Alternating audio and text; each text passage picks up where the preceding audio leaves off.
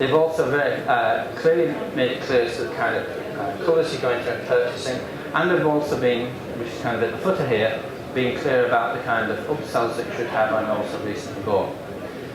Another key element as well is to be able to have in here not just product descriptions but also delivery and returns.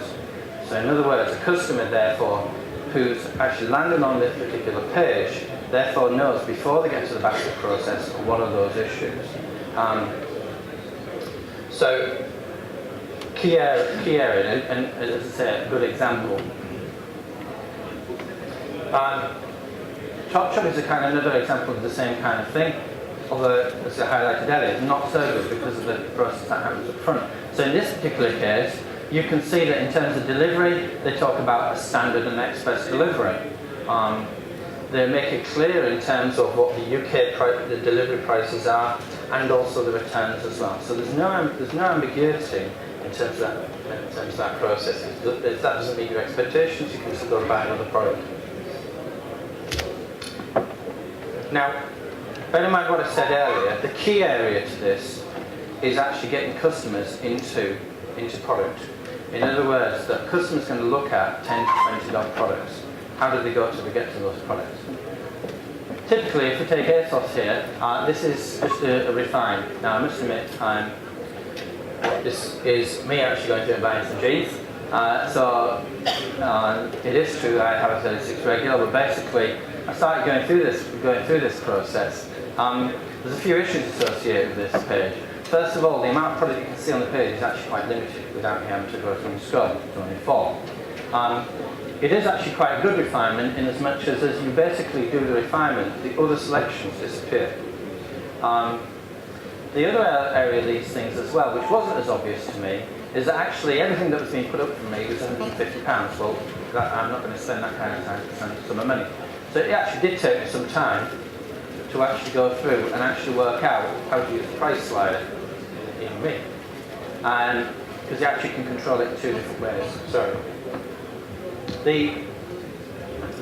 So now the problem associated with this was that although it is actually very functional, I actually spent my time looking at how to use the search as opposed to looking at product. So while the tool was effective, it wasn't actually a very effective way of being able to sell product. The other problem with this kind of search as well, and we found this from our own search, is that the problem with search is that where you have particularly categories such as jackets, etc., then actually, unless you get the products on the first page, then actually you don't convert them that well. Because what happens is you have the concept of what we call programming. So in other words, I scroll through a product, I click through to it, I then go to the product details, I go back again. That process is actually quite frustrating for the consumer. And therefore, as you can see on the right-hand side there, 3 pages in, well, we know we can convert 30% of customers off this page if they find a product on this page. It goes down to 10 by the 3rd page, and it disappears off very quickly. So the problem for ourselves and also the clients who have big ranges, 25,000 SKUs, to be able to go through and render products in this way doesn't always work. The other problem associated with this as well is that actually proportionally, if you look at the proportion of people who actually browse to the bottom of the page, it falls off very quickly. So your ability to be able to, so typically what we'll do to compensate for this problem is we'll put more products on the page. The problem is that the consumer won't necessarily go through and browse down. And therefore, there's an optimum that we can go through and find with this. And actually what we find is that actually if you looked at the proportion of time that somebody spends at the bottom of the page compared to the top, the kind of 10-24 fold, then it's an order of magnitude difference. You're talking about 24 seconds compared to 1.5 seconds. So there are real limitations associated with this. Now, we developed a different concept, developed originally with the likes of our made all the clients, which was to take a different concept, which is to say, hang on a minute, for a buyer who was pre-qualified, they should go through your search. A hunter potentially go through and do that, you give them the guide and navigation. But what about those browsers? And those browsers, when our analysis, actually represent something like 70% of customers are a bit excited, who are looking for a brand to be able to go through and communicate a new offering to inspire them. Now, here's an example, say, of a client here today in terms of Express Gifts. The client's a kind of 3-day profile, so it is very promotional. In this case, a kind of younger audience. What we found was actually, while we don't convert off the first page anything like the Sainsbury, because the likelihood is actually that's what you're looking for, they're more engaged, they will stay online longer, and therefore you see actually the completely reverse trend that happens. In other words, actually the consumer is perfectly happy just to click through from one page to another. And the difference is enormous. Very few people actually start to use the left-hand side navigation. They actually click on this next page. 75% click on the next page. In other words, the concept is actually, people say, well, it's a catalogue online. Well, it isn't. If you look at this, it's nothing like the catalogue. We redesign it. The point of the process is such that we engage with you. Further examples, it works also in terms of homewares, because the problem that we have when we serve things as thumbnails, we do it because actually that's the easiest way to do it from a technology point of view. That's not necessarily where the consumer wishes to have it, and therefore we can inspire them to purchase in a different way. Now, one of our, as I say, our clients is Next and Brands with Influence Direct. One of our challenges as well is to genuinely look at how we sell high fashion and luxury brands. So this is a kind of summary of our kind of strategy, and we developed this kind of last year, and I went through this with retailers this time last year, so that's why you have it up 2009. And this kind of roadmap that kind of says these are the things you should be going through and doing.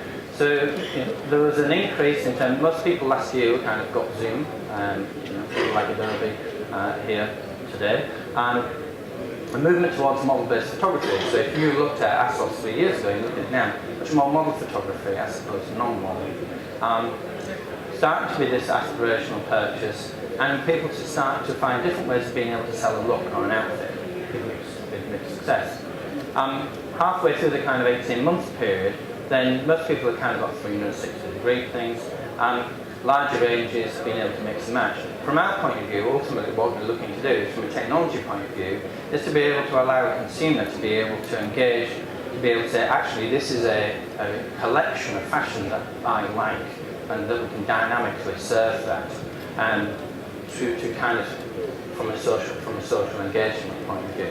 So there's a kind of list of things here that you kind of need to be able to go through and do. If I gave you an example again of this, how we sell brand, then in autumn of last year, we basically launched Next to a completely new format. White screen, and what we've leveraged is the power of the wide format. It works extremely successful, and it works extremely successful from the next point of view, not only in terms of results, but also in terms of being able to communicate the brand and the differentiate the brand. And it's really simple to navigate. It's the big blue button that sits on the left and the right. All you do is you basically click through. And while it bears a resemblance to the directory, it also actually is quite different. Because with those pages are actually uniquely branded for the client. Brand, in the case of Next, very much high fashion. That's been the focus of the last 18 months. In the case of Express Gifts and Studio, then again, it's a different audience. Actually, what we've achieved through here is, again, communication of brand. A young audience, we've got lots of unique brands associated. We've maximised the use of the photography, which is a traditional but proven concept within kind of mail order.